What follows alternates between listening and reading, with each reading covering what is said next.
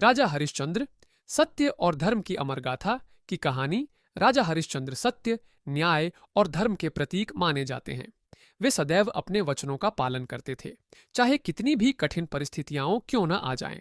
उनकी परीक्षा लेने के लिए महर्षि विश्वामित्र ने स्वप्न में उनसे दान मांगा और राजा ने सहर्ष स्वीकार कर लिया। अगली सुबह जब विश्वामित्र दरबार में आए तो उन्होंने राजा से पूरा राज्य मांग लिया।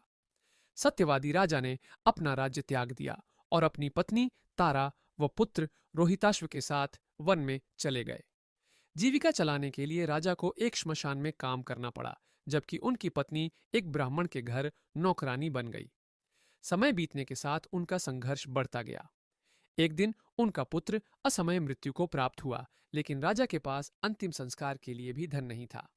पत्नी ने अपनी साड़ी का एक टुकड़ा देकर चिता की लकड़ी खरीदी। इसके बावजूद राजा सत्य के मार्ग से नहीं डिगे। उनकी सत्यनिष्ठा से प्रसन्न होकर देवताओं ने उन्हें आशीर्वाद दिया। यमराज और इंद्र प्रकट हुए और उनके पुत्र को पुनर्जीवित कर दिया। राजा को अपना राज्य भी वापस मिल गया। महर्षि विश्वामित्र ने उनकी सत्यनिष्ठा की सराहना की। यह कथा सत्य की महानता को प्रमाणित करती है। सत्य की राह कठिन हो सकती है, लेकिन अंततः विजय सत्य की ही होती है।